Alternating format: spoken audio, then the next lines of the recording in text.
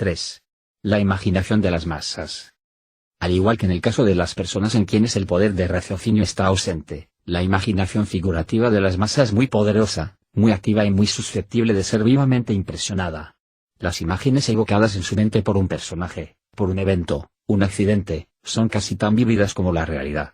Hasta cierto punto las masas están en la posición del durmiente cuya razón, temporalmente suspendida, permite el surgimiento en la mente de imágenes de extrema intensidad que se disiparían rápidamente si estuviesen sometidas a la acción de la reflexión.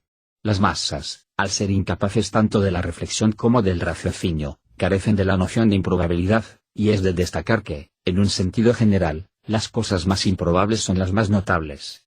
Por esto es que resulta ser siempre el aspecto maravilloso y legendario de los eventos lo que más especialmente impresiona a las masas.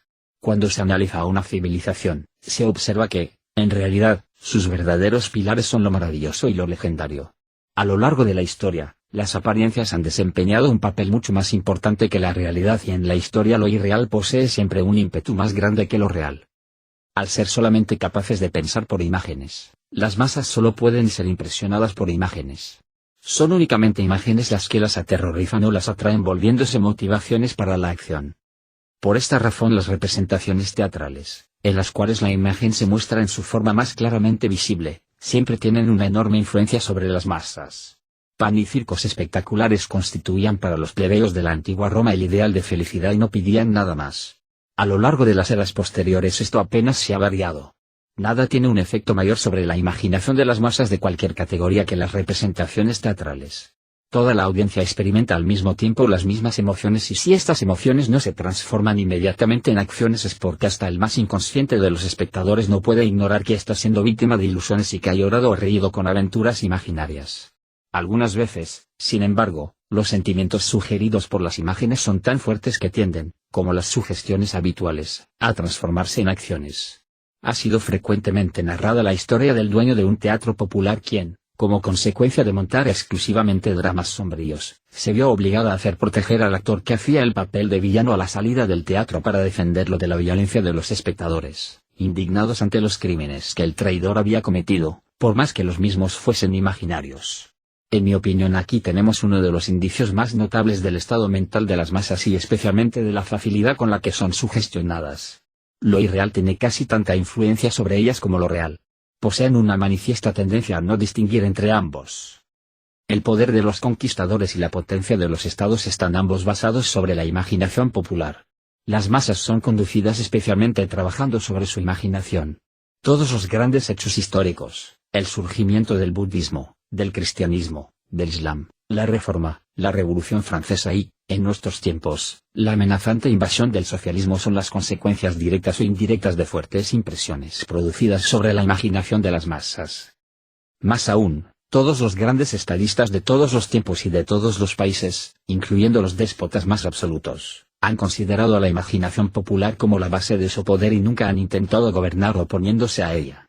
Fue convirtiéndome en católico, dijo Napoleón al Consejo de Estado, que terminé la guerra de la Vendée.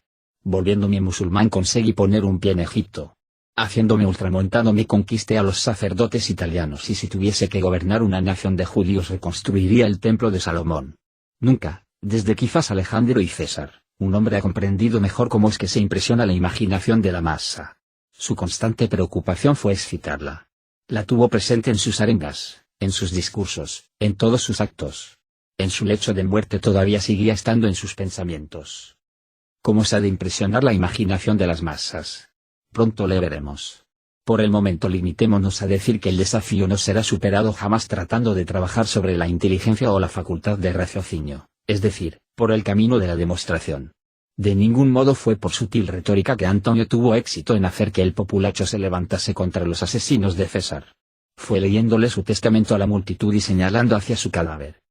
Cualquier cosa que excita la imaginación de las masas se presenta bajo la forma de una imagen sorprendente y muy clara, libre de toda explicación accesoria, o simplemente teniendo por acompañamiento algunos pocos maravillosos o misteriosos hechos. Los ejemplos de esto podrían ser una gran victoria, un gran milagro, un gran crimen o una gran esperanza.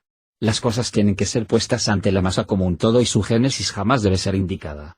100 pequeños crímenes o pequeños accidentes no golpearán la imaginación de las masas en lo más mínimo, mientras que un único gran crimen, o un único gran accidente, las impresionará profundamente, aun cuando los resultados sean infinitamente menos desastrosos que los de los 100 pequeños accidentes tomados en conjunto.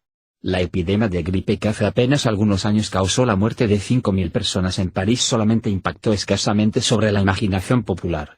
La razón de ello fue que esta verdadera hecatombe no se corporizó en ninguna imagen visible, pudiéndosela ver tan solo por la información estadística suministrada semanalmente.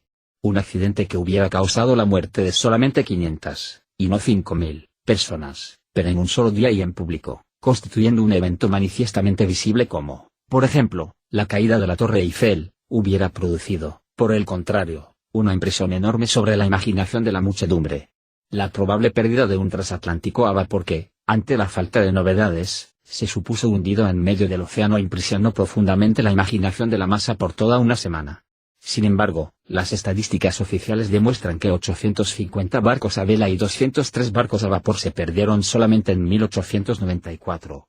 La masa, no obstante, nunca se ocupó de estas pérdidas sucesivas, aun cuando resultaron mucho más importantes en cuanto a pérdida de vidas y de bienes que lo que posiblemente pudo haber sido la pérdida del transatlántico. No son los hechos por sí mismos los que impactan en la imaginación popular, sino la forma en que suceden y en la que son comunicados. Es necesario que por condensación, si es que puedo expresarme de esta forma, produzcan una imagen sorprendente que llene y tome posesión del cerebro. Conocer el arte de impresionar la imaginación de las masas es conocer, simultáneamente, el arte de gobernarlas.